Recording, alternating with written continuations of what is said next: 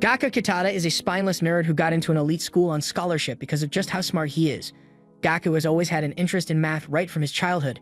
It's basically all he knows how to do, which is what made him the #1 pick.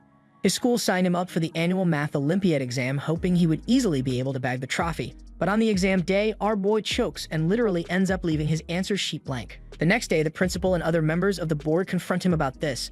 Apparently, the school has always taken first place in the Math Olympiad since it was founded, but Gaku went and broke that streak, so the principal is really pissed off. Gaku just wanted to be a great modern-day mathematician, but now his dreams have been crushed. Now he spends most of his time working as a chef at the school cafeteria. He believes that even if he's able to get by with the scholarship money, he would still need to work part-time to support his dad. Otherwise, he would just be a burden. If there's no other complications, he should be graduating in about 6 months. His co-worker named Ayu hears his sob story and admits that it's kinda sad. She previously heard rumors of Gaku being the super smart guy in school, so she never expected to hear this kind of thing. As for herself, she's aspiring for a sports scholarship to the school and is still on the waiting list, so she's just working here to earn some allowance. That aside, she asks Gaku to tutor her dumb nephew since he's so smart, but he's not exactly cut out for teaching. He finds cooking to be an easy and effortless task, so much so that he can even zone out while cooking. While Gaku cooks, he accidentally squirts some ketchup on his face. Ayu panics and offers to wipe it off immediately, but Gaku himself isn't bothered in the slightest. He just continues to cook. Then at that moment, a light-haired guy in a hood walks into the cafeteria and spots the delicious meal Gaku just finished preparing. Gaku is done cooking, so he serves some to Ayu as her complimentary staff meal. She takes one look at it and her mouth starts to water. She's never seen a staff meal look this delicious before. She takes her first bite of it and her taste buds go on a roller coaster of adventure. Then all of a sudden, the hooded guy from earlier walks in and requests the same meal he just served her, but Gaku shuts him down, saying that meal is only for the staff.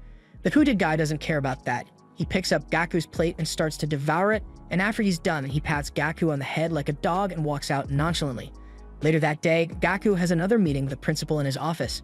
The news just broke out to him that Gaku has refused to join the upcoming Math Olympiad exam. Gaku is the top student at the school, so the principal and the board of directors feel that this would be the perfect competition for him to show off the school's strength, and also an opportunity for Gaku to redeem himself from the previous competition that he choked out on. But Gaku has already made up his mind. Because of what happened in the last competition, he feels that he doesn't have what it takes to stand out in national math competitions.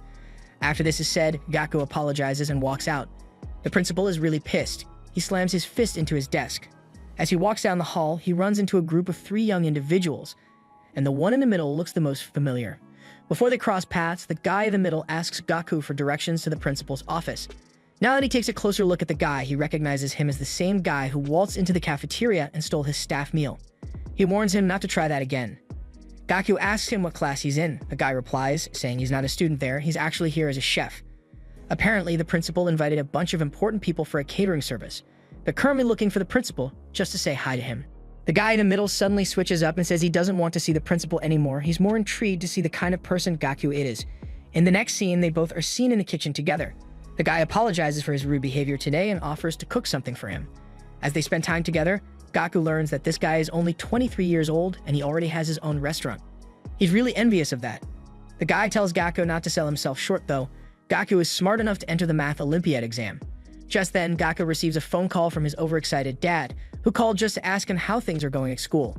Gaku tells his dad that he's been able to maintain his grades, and with the look of things, he would likely be able to get into Tokyo University. He promises his dad that he'll find a high-paying job eventually after he graduates, but his dad tells him not to worry about it. He wants Gaku to get a master's degree and study abroad. He'll find a way to pay for it. Gaku's dad knows just how much Gaku loved doing math as a kid. He believes it's his job as a parent to support his dream. The call ends and the light-haired guy places a bowl of Neapolitan right in Gaku's face. Gaku is surprised to see that the Neapolitan is already ready. But before he can dig in, the guy stops him and mentions that Gaku has really caught his attention of late, so he went as far as doing some research. All his classmates and teachers agree that he has lost his formidable aura ever since his incident at the exam. He looks Gaku dead in the eyes and tells him that he hasn't realized the amount of potential he has. Gaku finds this situation to be really uncomfortable, so he changes the subject and says he just wants to eat now. This guy spent so much time yapping that the Neapolitan he spent all that time making has become soggy. He plans on eating quickly and then leaving. Gaku takes one bite of it, but at the moment it hits his taste buds, it takes him on a roller coaster of adventure. How on earth could soggy noodles taste this good? Gaku has to know how this was prepared, so he asks him how he did it. Just then, a call from Ayu interrupts and he immediately gets up to leave. The guy walks away and looks back at Gaku, saying he thinks his Neapolitan noodles are better, which is why he specifically didn't use the method he did. Gaku is left speechless and in utter disbelief. The guy is just about to walk out, but before he does, he introduces himself as Kai. Then he leaves the room. With that being over, Gaku picks up Ayu's call. She's at school and is in a state of panic.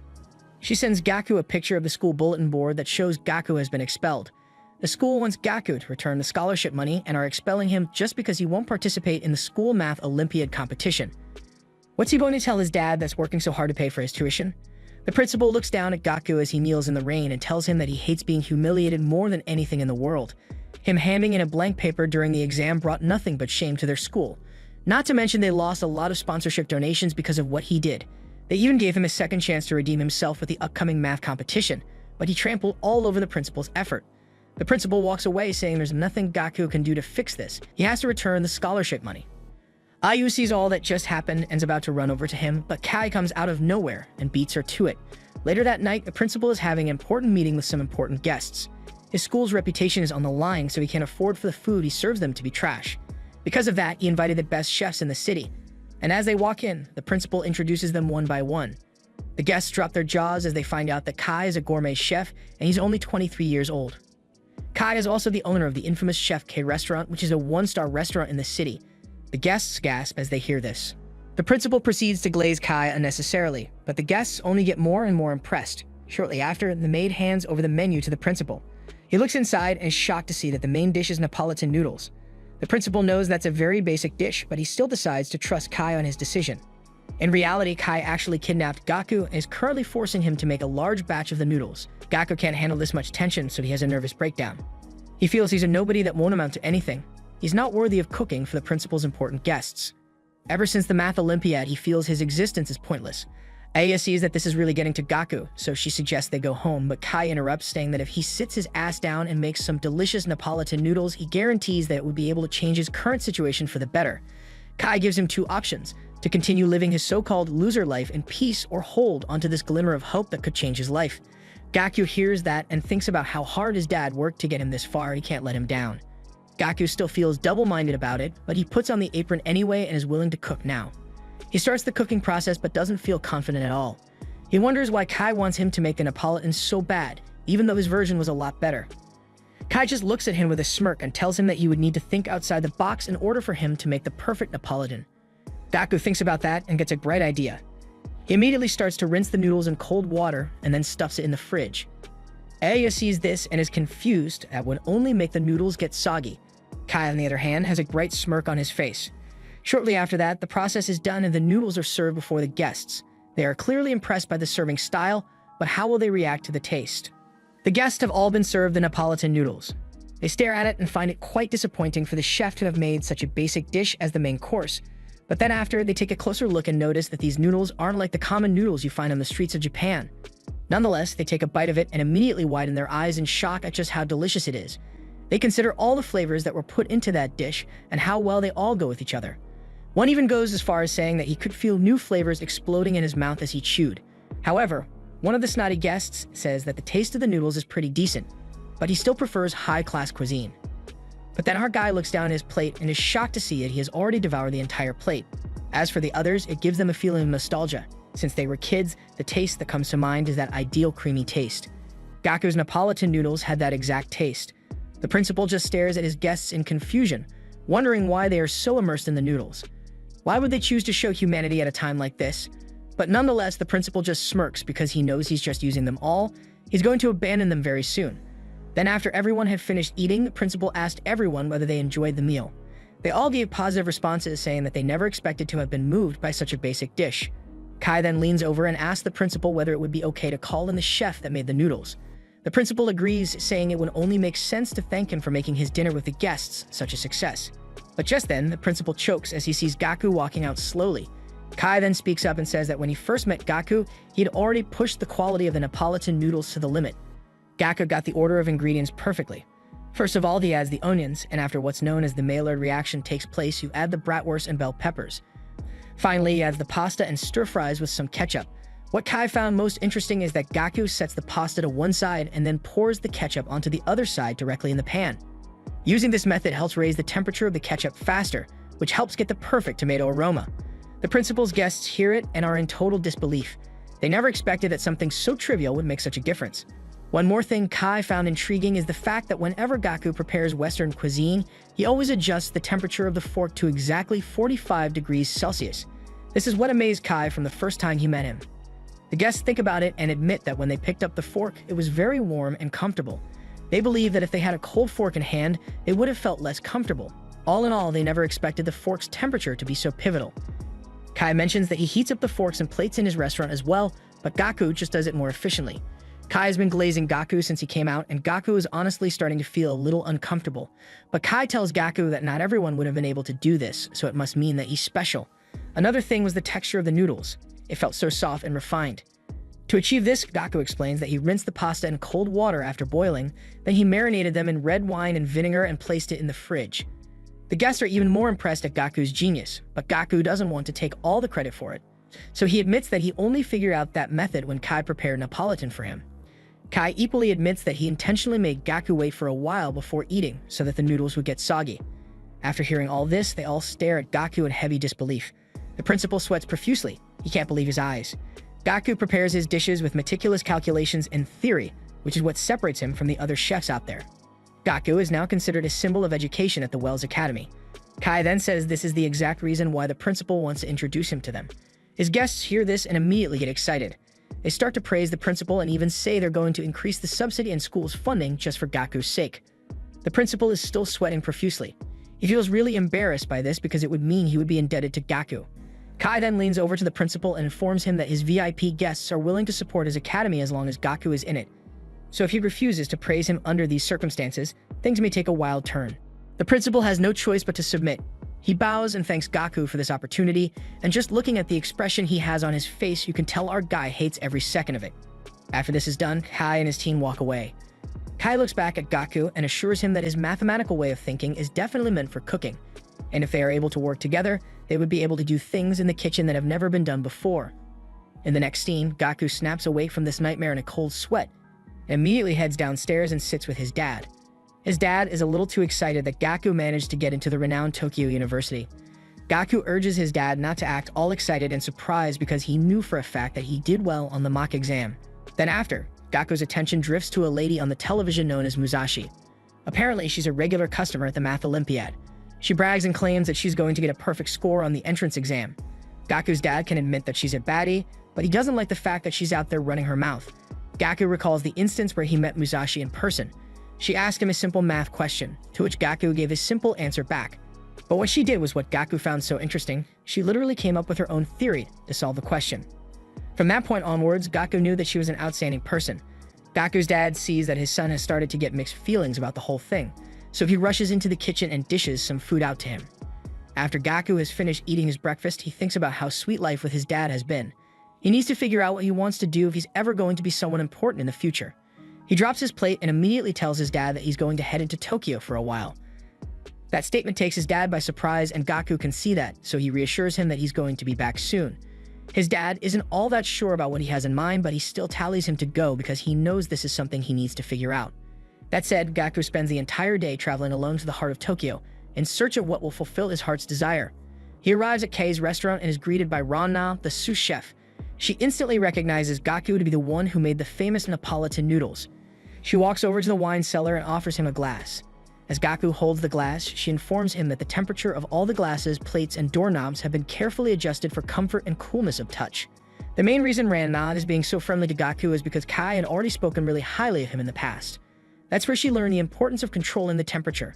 Ran-na has never seen Kai compliment someone like that, so he automatically earned her respect that way. Ran-na offers him a seat and says she wants to make a meal for him. Gaku thinks about it for a second and refuses. He knows the average spending cost in this restaurant is like 8,000 yen, and he ain't trying to go broke. But Ran-na informs him that Kai specially asked her to cook a dish for him when he came and asked him what the principle of the dish was. Kai's orders were if Gaku can convince her with his theory, he should stay here and wait for him to come back. Otherwise, he should take his transportation fee and leave immediately. Ran-na walks over to him and drops a plate that has really beautiful decoration. He's so shocked by the presentation that all he can do is stare, But before he can dig in, Ran-Na decides to be brutally honest and tells Gaku that it's going to be impossible for him to become a chef in this kind of restaurant. The culinary world is a really scary place, and she doesn't think that someone like him who isn't ambitious would be cut out for it. Then all of a sudden, Gaku interrupts her and politely asks her to stop yapping so he can actually taste the food now. He takes one bite of it and is taken on a flavor roller coaster. A few seconds later, he's easily able to deduce that the dish is mostly made of crab. He finds it really interesting that she combined pork and crab for this dish. As Gaku gives a detailed analysis, Ran-Na can't help but stare at the fire he has in his eyes. Then Gaku does something that makes Ran-Na gasp in shock. He asks for a pen and paper and begins to write math functions for the cooking process of this dish, and after a little while, he drafts the perfect formula for the dish. Ran-Na can't help but admit that all the deductions Gaku has made so far have all been correct. However, she decides to give him a final test and asks him what he thinks about the crab. And to her surprise, Gaku is easily able to predict that it was crab roe that was used. A light smile forms on her face. She has found the one. Just then, Kai walks out from the back room and commends Gaku because he was correct about every single part of the meal. He walks up to Gaku and gives him a pat on the back for becoming a rookie chef. Ran-Na and her colleague just stare at each other in shock because they've never seen Kai in such a good mood with one of his chefs before. Gaku tells Kai that ever since the last time they saw each other, he couldn't stop thinking about the deal that he offered. The last time he was able to enjoy simple mathematics was when he was a kid, but now they can put his math to good use with cooking. It's really exhilarating for him. He also acknowledges that he never would have unlocked this side he never knew of without Ran-Na's cooking, so he thanks her for that. Ran-Na looks at him and is surprised he actually took time to appreciate his chef. Gaku isn't really sure whether he wants to be a chef or not. What he wants to know is the reason for this impulsive passion for cooking. Just then, one of the congressmen from the meeting earlier, named Weiichi, walks in reminding Gaku that he was one of the people that tried his amazing Neapolitan noodles and he's been his #1 fan since that day. Apparently, Weiichi became a sponsor of the restaurant because of Gaku, and today is his family member's birthday, so he promised to have Gaku cook specially for him. Kai looks to Gaku with a serious glare and tells him not to mess this up or else. Just then, Weiichi opens the door for his guest. Gaku looks towards the door and sees that it's Musashi, his old math Olympiad rival. It turns out that Musashi is the congressman's daughter. She recognizes him and is surprised to see him here of all places. Gaku lets Weiichi know that he met his daughter in the Math Olympiad tournament, but they haven't seen each other since the spring training camp. Now that he thinks about it, Gaku realizes that it makes a lot of sense considering that they both have the same surname. Weiichi tells Musashi that Gaku is the amazing chef that impressed him with his Neapolitan noodles. Gaku hears that and starts to sweat, not knowing what to say, but Kai tells him not to be so modest all the time. He was the one that prepared those lovely noodles that day, so he should act like it. Still, Kai never expected such a coincidence of him and the customer being from the same Math Olympiad training camp. Kai informs Musashi that Gaku makes his best dishes by using a mathematical way of thinking. Musashi hears that and gets shocked. She looks at our boy and asks him whether this means he's given up on becoming a mathematician. Her dad assumes that Musashi would be interested in food that's made in a mathematician way. However, she replies saying that ever since she was a child, she has always been interested in Gaku's mathematical way of thinking. The first time she met Gaku was at the Math Olympiad competition. One day, she gathered up the courage to walk up to him and ask a question. After getting to know him, she was so fascinated by the way he thinks mathematically. Back then, she claims Gaku was filled with unique problem-solving techniques. It looked like he was actually having fun while solving it. However, she doesn't have the interest in him anymore.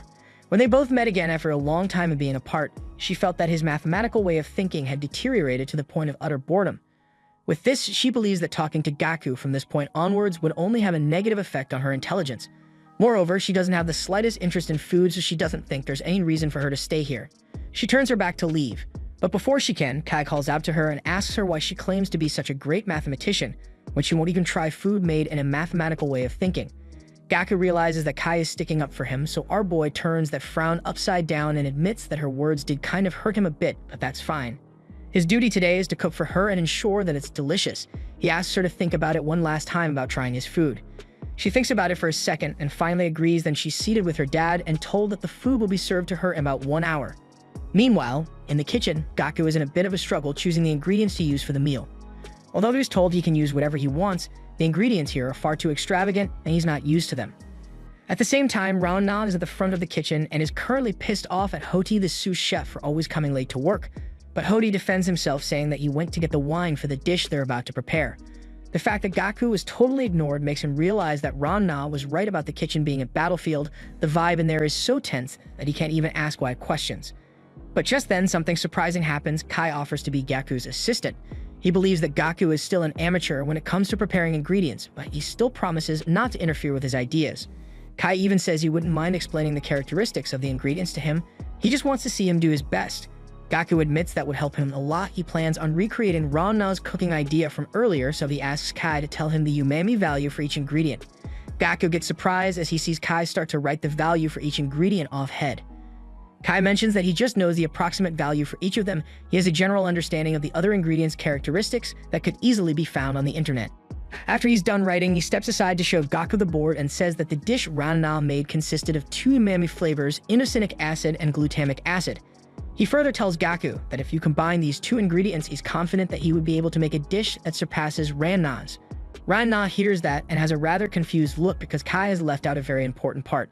Kai looks back at her and urges her not to say a word. It's a simple test he's conducting on Gaku. But just like that, Gaku figures it out instantly and says that there's definitely more than 2 umami components. The staff hear that and are shocked as to how he came to realize that. To achieve the kind of synergy Ran-Na's dish had, there would need to be a 3rd umami component. That's his hypothesis. Meanwhile, Musashi peeks through the door to see how Gaku is faring in the kitchen. Kai congratulates Gaku because he just figured it out. Kai intentionally didn't mention the 3rd component because he wanted him to be able to think and come up with it on his own. If he didn't come to this conclusion, that would mean he was just copying Ran-Na's recipe, and in that case, he would have just told Gaku to get the hell out of there. After that said, Ran-Na pours some oyster stock in a serving plate for Gaku to taste. He gives it a sip and almost chokes when he realizes that the formula he gave for the recipe just now doesn't add up. Ran-Na tells him that this was a double trap set by Kai. The oyster broth was just added to mimic the synergy effect. It was just a pointless addition to throw Gaku off. Kai then speaks up and tells Gaku that for a mathematical brain, his idea is good, but his equation in the real world just doesn't add up. Gaku sees that time is running out, so he starts to panic. He even starts to get flashbacks of that time when he choked during his math exam. Musashi watches from a distance, and although she doesn't know much about cooking, she can see that Gaku is struggling, so she just walks out saying she's done here. Meanwhile, Gaku is focused on a high-class ingredient known as tilafish. Gaku believes tilafish would be the missing variable in his equation, and right as he says that, Kai smiles and says he just figured it out. Gaku writes down the recipe for tilafish, scallops, and prosciutto. That's the only shot they have right now. One of the staff comes to announce that it's almost time to serve the side dish, so they all work as fast as they can to prepare the tilafish. And after it's done, the waitress takes it to the guests to eat. Musashi and her dad take their first bite of the dish and instantly remain speechless at the taste of just how delicious it is. Her dad starts to get really excited because he sees that the perfect seasoning brings out the characteristics of the tilafish. He never even thought it would go so well with prosciutto. Adding rice at the bottom was the icing on the cake. It ties the 2 flavors present in the dish perfectly. This feeling is the same one he felt when he tasted the Neapolitan noodles, the same warm, familiar feeling. Musashi is still breathtaking. She asks Gaku what the name of this dish is. He replies saying this dish is known as okazuke. This was a dish that Gaku's dad often made for him when he was a child, however, it's mostly made on special occasions. Gaku realized that when cooking for customers, he couldn't rely solely on numerical umami values. He needed to trust his own judgment to achieve the best possible flavor. Musashi hears this and actually agrees with Gaku, saying that sticking to laws and values while cooking would only make your process rigid. There needs to be some room for flexibility.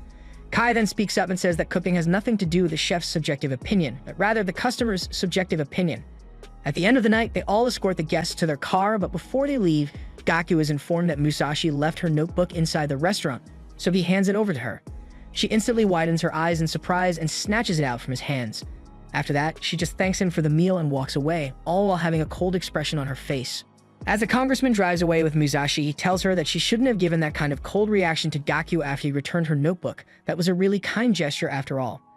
But little does he know that she's actually been idolizing Gaku this entire time and has a photo of her and him together.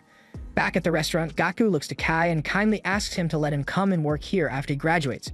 The time he enjoyed solving math problems felt like an abandoned childhood memory. He's finally starting to get that feeling back. However, Kai recalls that it was once Gaku's dream to become a mathematician, so he asks him what he plans on doing about that. Gaku says he'll find a way to convince his dad. Moreover, he can attend Tokyo University whenever he wants, but this is the only place he can find that kind of impulse. He wants to open the doors of truth in the cooking world. That said, Kai shakes his hand and agrees to his proposal. After graduation, the students are gathered for a general assembly. Gaku is now the talk in the school. He managed to get into Tokyo University, which is a university with the lowest acceptance rate in the country, but even after doing so, he dropped out right away. At the end of the event, Wu only heard about him dropping out and asks him whether this is something he really wants to do. Momi secured her admission through the sports program to a university across the country. If he ever encounters any difficulties, she tells him not to hesitate to call her. Gaku's dad knows that his son diving headfirst down a path he's never been down will be difficult, and all in all, he wants Gaku to pursue his dreams. So before he bids him farewell, he tells him to do his possible best out there and not to forget that he doesn't need to go through hardships alone. He has a home he can come back to whenever he wants. With that said, they both say their goodbyes and Gaku hits the road. As Gaku sits in the car, he can't help but feel guilty that his dad wanted him to study and graduate at Tokyo University, but instead he only managed to get the admission. Gaku can't tell what the future holds, but he sure hopes that it will be worth it. In the next episode, Gaku is busy scribbling in his notebook when Kai walks up to him all of a sudden. This startles Gaku. He begins to greet Kai and explains that he even got here 2 hours ago because he's really excited for the plans they have today.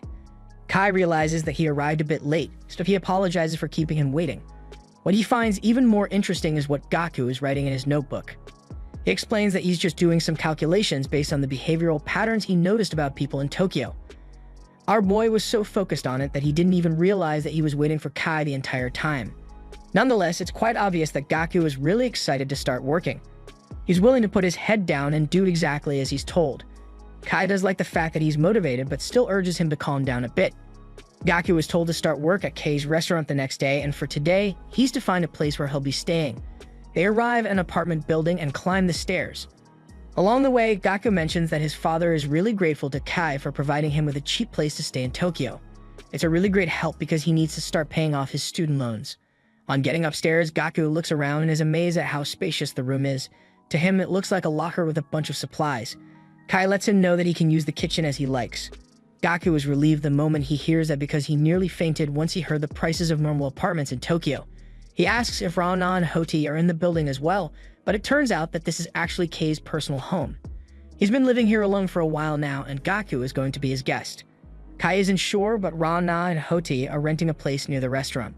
They both step into the room and see a 10 out of 10 baddie posted up on the bed.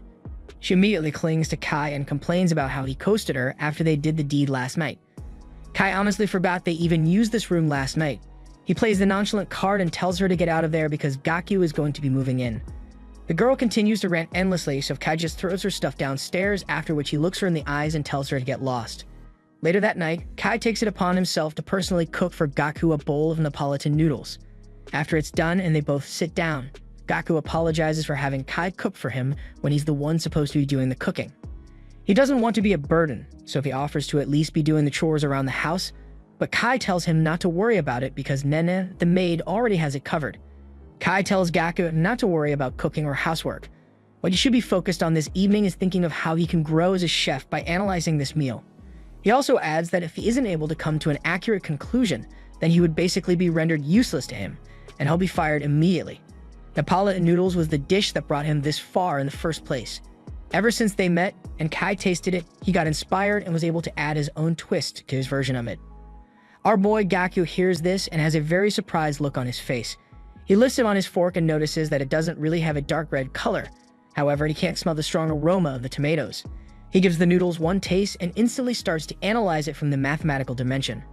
He believes the Neapolitan he made that was praised so much for is nothing compared to the masterpiece Kai just made. Gaku has no choice but to keep digging in. He needs to find an explanation as to why these noodles are so delicious. The secret ingredient is the lobster. When it goes into the mouth, Gaku claims that a very complicated math formula is generated. Gaku widens his eyes at the realization that even with his mathematical way of thinking, there's no way any of the recipes he's ever used would ever taste this good. Kai hears that and has a bright smirk on his face as he tells him this would mean his brain is useless in this case. Kai always wanted him to open the door of truth with cooking, which is why he asked to become his right-hand man. The world of cuisine is unparalleled and unprecedented, therefore, if he doesn't pursue a sense of familiarity, there's no chance of him becoming a chef. His first task is to make meals for all the staff and make sure they're satisfied. Kai can't just let him start serving customers all willy-nilly. He'll need to learn the basics first. This task is going to be a bit tricky because the employees over there are naturally picky eaters, so it's going to be really hard to satisfy them. His mission is to get passing grade from everyone in the space of a week. Most of the people Kai has ever given this task usually end up failing him. With that, if Gaku is unable to meet the terms, Kai would fire him on the spot. However, before leaving, Kai gives him some advice, saying that him pursuing a sense of familiarity in cooking isn't going to get him far. Even though Gaku naturally has the talent for cooking, it's clear that Kai just wants to devour it. That in mind, Gaku cheers up and gives a bright smile, saying he's really excited to carry out this task. That afternoon, Nana gives Gaku his chef uniform, but he's kinda disappointed because he's been given a tacky white one. While most of the cool chefs he sees on TV are dressed in the black ones. Nana informs Gaku that he's still a trainee here and all trainees must wear the white chef uniform. Just then, Ran-Na walks in with her chest open. She was planning to use that room to change and didn't expect anyone else to be there. Gaku nervously turns his back while Ran-Na dresses up fully.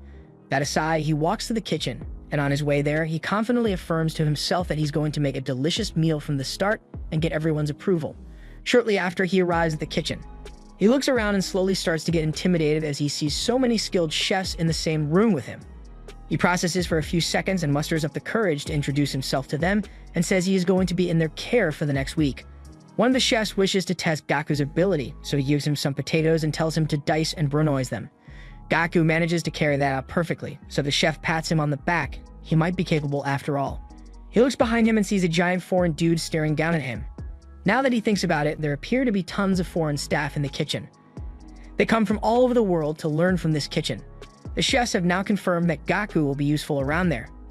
Then they walk off while saying they'll be putting Gaku to good use.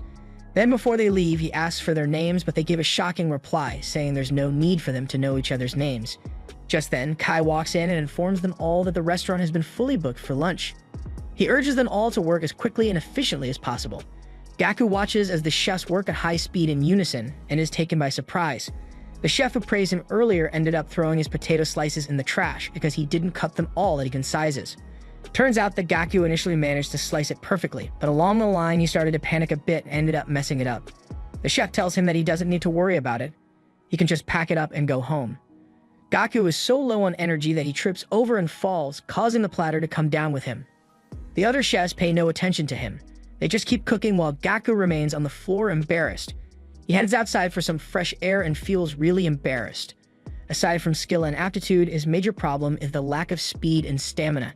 He lacks physicality in general. A battle kitchen like that exists for customers and requires speed that can keep up with that.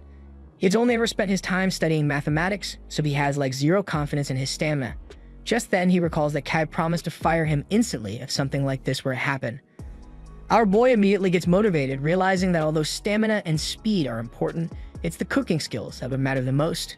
Kai said that the staff meal he's preparing would be the basis. He figures that it's normal to be unable to keep up with everyone's pace in the initial stages. Just then, Nina walks in on Gaku and her stomach is growling. She tells him that the lunch rush ended a while ago, so it's time for him to prepare the staff meal. She takes a look at him and sees that he's still struggling to walk, so she asks him whether this means he would be unable to prepare a meal that would satisfy them. Gaku starts to sweat. Honestly speaking, kitchen work is already tiring for him. He feels it would be really beneficial for him to observe how the staff makes the food. If possible, he would even like to taste the leftovers so he can at least know what the restaurant is like. This is the task that determines his future at the restaurant, so he knows he can't afford to be careless with it. Minna sees that this task is going to be too much for him to handle, so she just advises that he let someone else do it for them. That piece of advice makes Gaku have an epiphany. He bursts into the kitchen and is about to prepare the staff meal. Before he starts, Nana advises him that the rule for staff time meals is that ingredients and resources can be used freely and without any restriction, meaning that as long as he can make the best staff meal, he can use as many resources as he wants regardless of the cost. However, Gaku doesn't think he'll need to go overboard with some expensive ingredients. He believes that the leftover potatoes, carrots, and corned beef should be enough. He then asks one of the chefs to help him out with the ingredients he didn't end up using for his dish. The chef watches Gaku's cooking process and is shocked to see that he's using the leftover potato pieces from earlier. Gaku plans on working backwards from the finished product and making a delicious meal out of what he's been given. Ran-Na watches him cook and sees the ingredients he's using for the staff meal. It seems like a very ordinary staff meal, but knowing how he is, she expects him to make a really unexpected dish. Then shortly after that, Gaku is done with the food and it has been dished out to the staff to eat. This is the meal that would determine whether he would be able to join the restaurant or not. They take a look at it and scoff, saying that it looks like a very unremarkable potato and meat stew, but immediately after that, they stop criticizing it as they realize that the aroma coming from it is on another level. Gaku musters up confidence and urges them all to try it. Kai just watches from a distance and is eager to find out what their decision is going to be. The staff give the meal a taste and all agree it's really delicious. Ran-Na says it's not just the seasoning, The rich texture of the soup enhances the beef and potatoes flavor. Honi adds that soy sauce is another key factor, saying there's nothing more appetizing than the aroma of charred soy sauce. Honi asks Rana for her take on this, and she says she saw it all while Gaku was cooking. When preparing the meal, Gaku added in salt just at the right time. First, when he started stir-frying the potatoes, carrots, and onions. Then after, he didn't stir-fry the vegetables anymore. Just after tasting Gaku's dish, another one of the staff is ready to give a detailed analysis of the ingredients used and the method of preparation. He starts off by saying the meal contains less than 1% of salt. Gaku waited until the vegetables were dehydrated by the salt, and once they were, the flavor seeped into the vegetables. The process of simmering is what brought out its charred flavor, and not stir-frying the vegetables was the most effective cooking method for this dish. Hodi adds that the thickness of the soup is due to small potatoes being blended into the soup, leading it to have a thick, smooth texture. Gaku erupts with joy and tells the staff that their detailed analysis was 100% accurate. He's happy to be surrounded by people who actually understand the theory of cooking. That aside, Hodi asks Gaku why he chose to prepare meat and potatoes of all dishes. The technique he used could have been applied to other dishes, and the thought of this makes Hodi assume Gaku wanted to surprise everyone by preparing it. Gaku tells them he chose this dish simply because it's the most nourishing. The staff hear that and are all left speechless. When Gaku first arrived, he was surprised at how fast the kitchen's pace was. He knew he wasn't going to last long if he continued like that. But that's when Nina told him that he's not the only one who's tired. All the staff of the restaurant are going to be exhausted, meaning everyone who has to eat the staff meal would be exhausted. Even though high-quality ingredients were available to him, Gaku still wanted to prepare a dish that felt like home. That's why he decided to prepare the traditional symbol of a home-cooked meal: potato and meat stew. He found the answer to make this delicious meal. All he needed to do was work backwards to bring out the hidden flavor of the potatoes and meat stew, a dish he was certain would warm everyone's heart. About 10 minutes later, Nine stands before the staff and tells them it's time to start casting their votes for Gaku's meal today. Gaku smiles, expecting this to be an easy pass for him, but out of everyone there, only 2 people end up voting for him, meaning Gaku has failed. Gaku is in utter disbelief. Kai stands behind and reminds him that he only has 1 week to prove himself or else he's gone. Hodi walks over to Gaku and tells him there was no need to prepare a nourishing meal because none of them asked for it. Hodi considers the world of cuisine to be nothing but a brutal war zone. As chefs, they don't need the nourishment of home-cooked meals, they thirst for inspiration and hints in the staff meal. Hodi feels Gaku's style of cooking will never be useful on the front lines of the cuisine world, so he says Gaku will never be cut out for being a chef. Before he leaves, Gaku calls out to him and admits that his dish doesn't have what he's looking for, but everyone said it was delicious. He believes it should be fine as long as the food is delicious. Hodi hears that from Gaku and is disappointed in his mathematical way of thinking. Before he walks out again, he tells Gaku that his first mistake was choosing such a simple dish for assessment. 5 days after that, Gaku was in a state of confusion. He didn't know what else he was supposed to do at that point. He used high-class ingredients just like they asked, but every single time they told him it wasn't good enough and just dumped it in the trash. Aside from that, there's a lot of work he wasn't used to doing, so he just kept screwing up and getting yelled at by Hodi. Gaku only has 2 days left. His time is running out. Just then he receives a message from his dad. He scrolls up and realizes he's been so busy with the restaurant that he couldn't even reply to his dad each time he texted. Gaku reads the heartwarming messages and starts to feel a little uneasy. What if he just ends up disappointing him after all this? Gaku then hears a familiar voice call out to him. He looks up and sees it's his old pal Womi. Looks like she had a little accident and now has to use crutches for the meantime.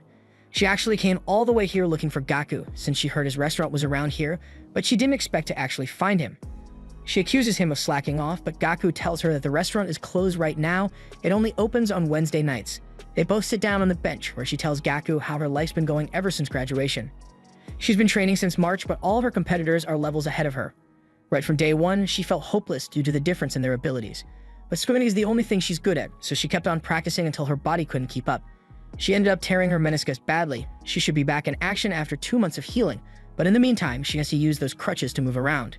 That aside, Womi had a feeling she might run into Gaku, so she packed lunch for him ahead of time. With her injury, she literally had nothing better to do, so she started cooking. Gaku thanks her for the food and gives it a taste. The amazing flavor takes him by surprise, and Womi can tell he recognizes the taste. This dish is a local dish called miso. Her grandma gave her some when she first came to Tokyo, so she figured she would prepare some for Gaku. Gaku feels so reassured by the taste of the food. Womi feels reassured as well because this is a taste she's been used to ever since she was born. But Womi just starts to cry all of a sudden as she gets flashbacks of her past. At first, Gaku is baffled, but later realizes as he gets a flashback of his dad. He grabs Womi and looks her in the eyes. Womi instantly gets shy because she thinks Gaku is going in for a kiss, but instead, he just asks her why she's crying. That's when it hits him. he finally realizes the secret to making a dish that would impress the staff. Yomi can see Gaku has just gotten inspiration, so she tells him he can go to the restaurant and carry his idea out. Gaku asks if he can take the lunchbox back to the restaurant and Wumi agrees. He then runs off while thanking Wumi for all she's done for him. Later that evening, the staff are talking about Gaku and how he only has 2 days to prove himself. Since Kai was the one that recommended him, they honestly were quite excited. But now that they've met Gaku, they just find him kind of disappointing, but Rangna still believes he'll pull through. The others even expect him to be too frustrated to come back to work.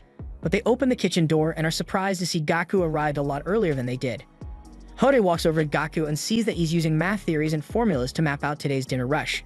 As usual, the restaurant is fully booked, so the staff begin to work at maximum pace. Heifer and the others are quick to notice that Gaku isn't as sluggish around the kitchen as he was before. He's a lot faster and more efficient with his tasks. Hode takes a look in Gaku's notebook and sees that his mathematical model is what's helping him move around so freely. At this point, Gaku realizes on the first day he was surprised at everyone's fast pace in the kitchen. As a force of habit, he wanted to find a formula and pattern in the staff's movements, and that was his biggest mistake. He realizes he can't just focus on the staff's movements alone, he has to observe the dish's movement as well, and then recapture it with polar coordinates. If he can master that movement, he's certain he would be ahead of everyone else here. Hode sees how swift his movements are and can't believe his eyes. But all this swift movement is really taking a toll on Gaku's body. He's starting to slow down again. He walks for a while and almost slips, but Hode catches him, admitting that he really exceeded his expectations today. However, his advice to Gaku is to let his body learn how to fight and not just rely on data. Gaku admits what Hode said is true. However, he believes he'll be just fine as long as he has his data. Hode hears that and shudders in shock. Gaku asks Hode to just give him a little more time to train his movements. He thinks improving the kitchen efficiency is something worth looking into. At the end of the evening, dinner hour is over, so all the customers have gone home. So all the staff are eager to find out what Gaku will make for the staff meal. Gaku, understanding the theory, is nice and all, but what determines his future at the restaurant is the staff meal. Hode admits the potatoes and meat stew he prepared on the first day was a really delicious meal, but he still failed because it didn't get everyone's approval. Hode reminds Gaku that today and tomorrow are the last chances he has to prove himself.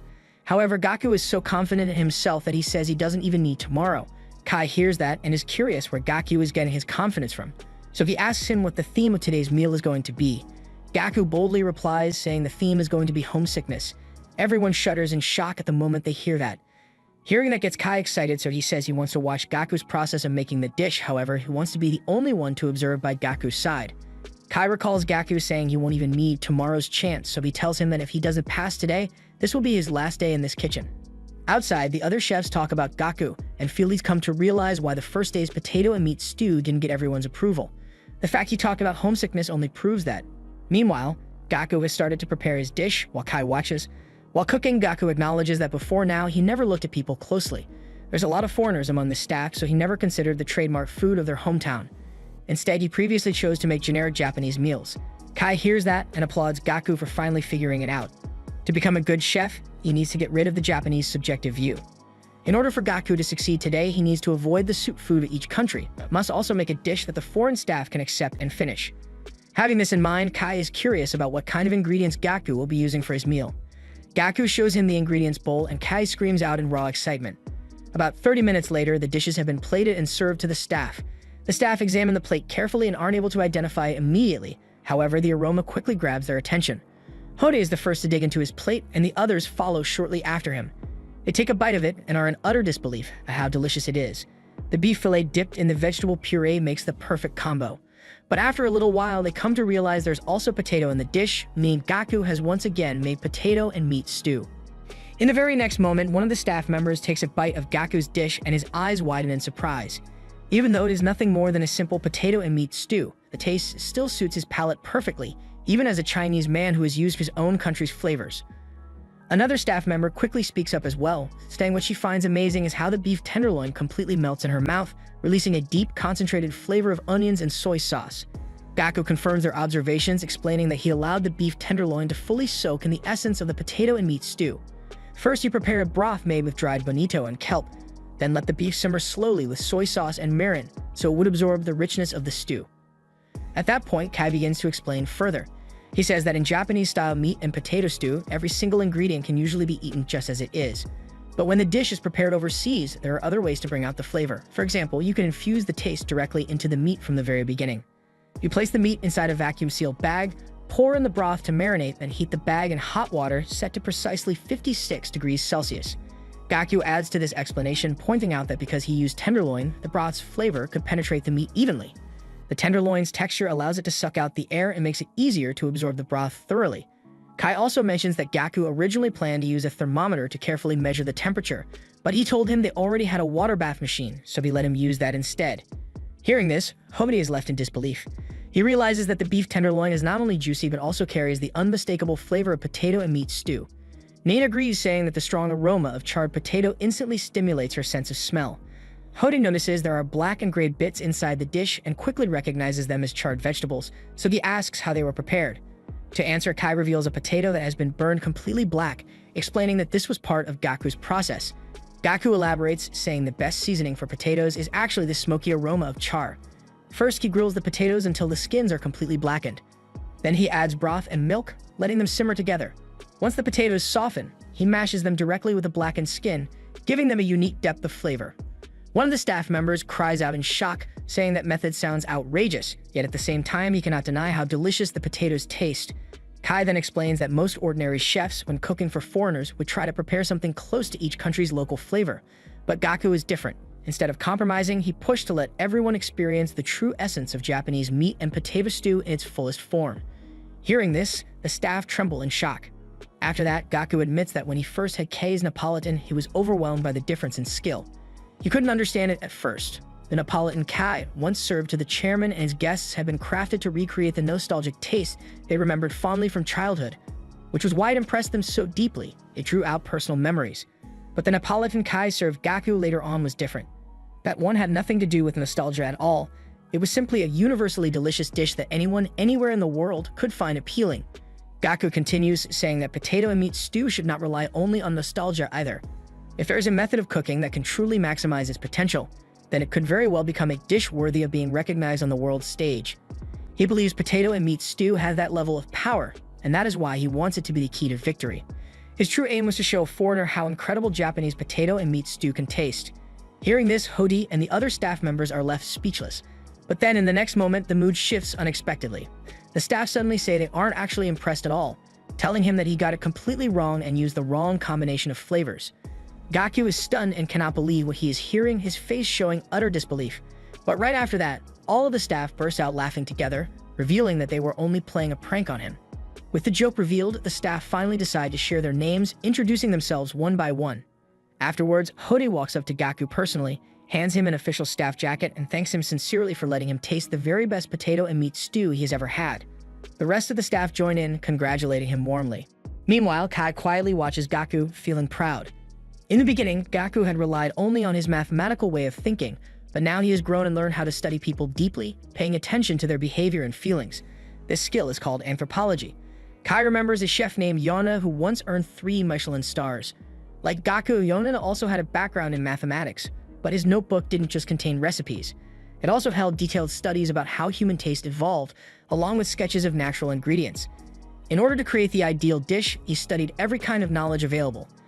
And at the very foundation of everything was the mathematical way of thinking. Kai quietly wonders to himself whether Gaku carries the same kind of potential or if he could ever grow into someone of similar greatness. The next day, Gaku decides to visit Womi's house. He brings her a homemade meal as a thank you gift for the advice she had given him earlier.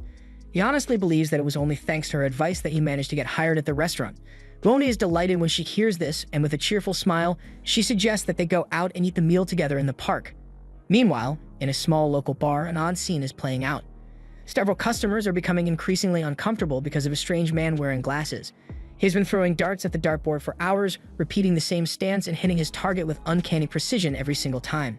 After every few throws, he calmly walks back to his table, opens up a notebook, and records a series of numbers. The customers whisper among themselves, wondering who this strange man might be and what his story is. At the same time, Momi has just finished her daily swimming practice. As she's packing up, her phone rings. It's Gaku calling.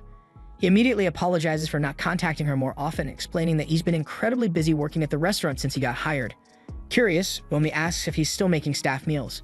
Gaku happily tells her the story of how he recently made an omuris topped with a beautiful fluffy egg layer. Just as he'd expected, the staff enjoyed it even more than the potato and meat stew he prepared earlier. Even Hody, who is hard to impress, praised him, saying that Gaku is improving day by day. Hearing this fills Gaku with joy because he can finally feel his hard work beginning to pay off. Later that night, Inui pulls Gaku aside for a private man-to-man talk. With a serious face, he confesses that he has started to develop feelings for Ranna. He asks Gaku to use his mathematical way of thinking to help him figure out how he can increase his chances of dating an older woman like her. Gaku thinks for a moment and then explains the concept of the optimal stopping theory. According to his reasoning, Inui's chances of dating her will actually improve if he refrains from dating her for the time being. Hearing this, Inui doesn't even focus on the details, he's just thrilled that there's still hope. Overjoyed, he hugs Gaku tightly and celebrates loudly. The noise is so intense that Wang ends up hearing them and shouts at both of them to knock it off. At this point, Gaku starts to realize something important. After that first week of crushing despair when he initially arrived, he has slowly begun to improve and grow. Yet even so, he feels he should continue letting Kai push him harder. The problem is, Kai still refuses to allow him to cook for actual customers. For now, all Gaku does is assist the other chefs in the kitchen and continue preparing meals only for the staff. To him, this situation feels exactly like what he experienced back when he was pursuing mathematics, stuck in the same position, unable to advance. The story then shifts back to the present, where Gaku is still on the phone with Womi. With a slightly tired, almost drowsy look on his face, he admits to her that he still feels like a useless person. He tells her that he'll probably end up being nothing more than a chef trainee for the rest of his life. But right after saying this, he falls asleep mid-conversation, still holding the phone. On the other end, Womi sighs in frustration, annoying that he passed out before she even had the chance to say what she wanted to tell him. Meanwhile, inside Gaku's dream, Kai suddenly appears behind him. He tells Gaku that he is finally going to allow him to cook for real customers.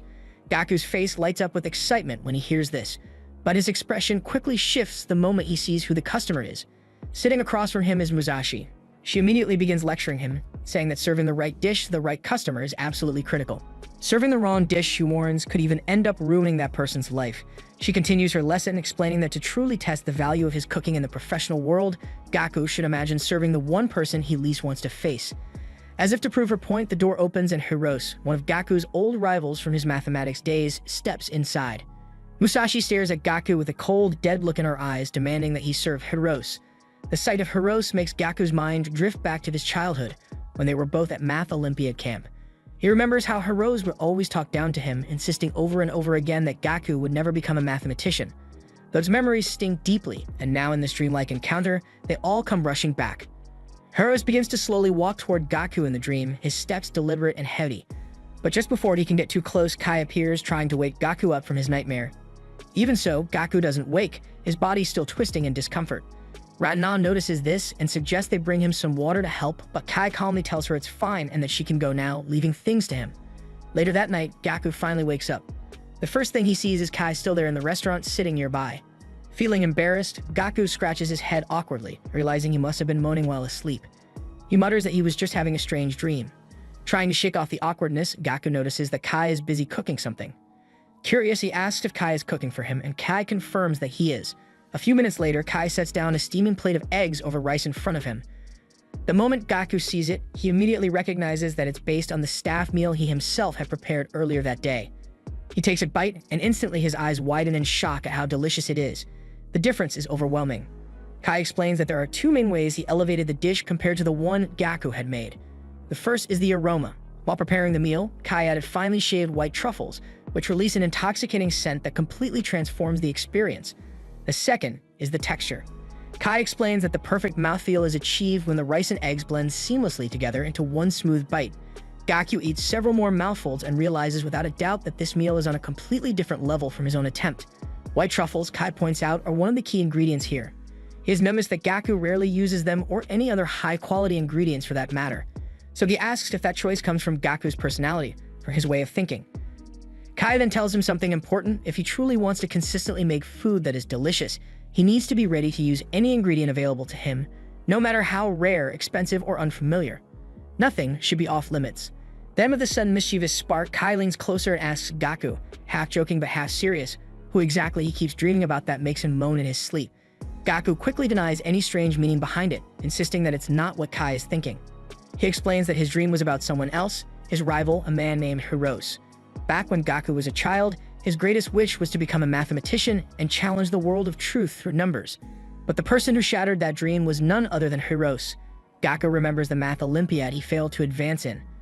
At that very same competition, Hirose not only came in first place, but later went on to win the gold medal as Japan's official representative.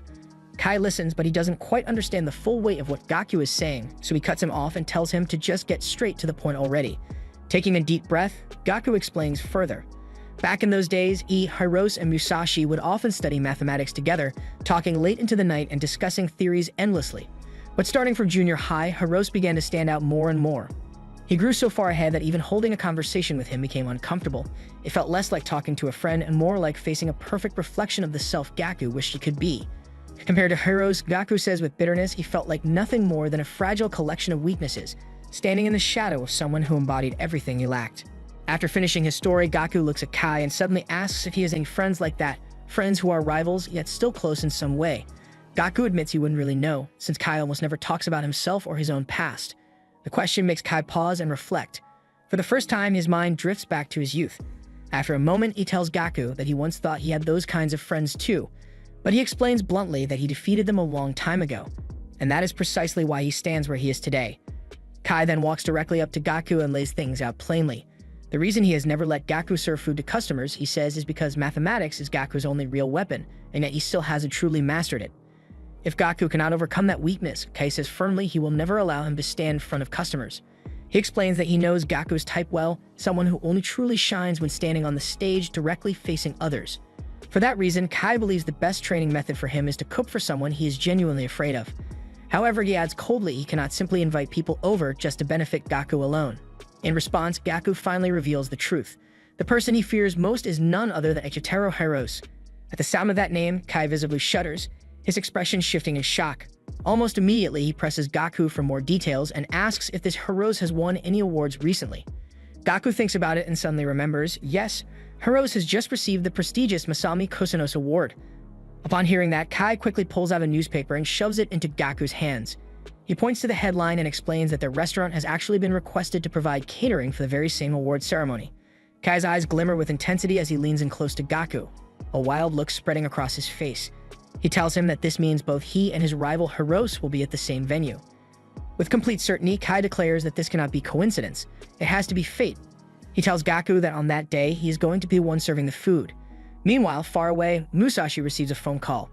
On the other end is Hirose himself asking her about Gaku and what he has been doing lately. With a casual tone, Hirose suggests that both she and Gaku should come to Princeton, just like he did. But Musashi immediately shuts him down, explaining that her father would never allow it and that Gaku could never afford to study abroad in the first place. Still, something catches her attention, the background noise. It sounds loud, almost like a crowd. So she asks Hirose where he is and what's going on. He laughs and tells her it's nothing unusual. There are a lot of Japanese students at Princeton, and right now they're all just hanging out together at a bar. Then he casually mentions that he'll be returning to Japan soon. When he does, he suggests they should go and see Gaku together. But Musashi responds differently. She tells him that while Gaku might actually want to see him again, she herself isn't so sure. Hirose, however, simply replies with confidence. He insists that the meeting between him, Musashi, and Gaku is inevitable. In his mind, the three of them were brought together by fate, and it is their shared destiny to one day unlock the truths of the universe side by side. This was the end of episode 6. Subscribe to not miss the next part.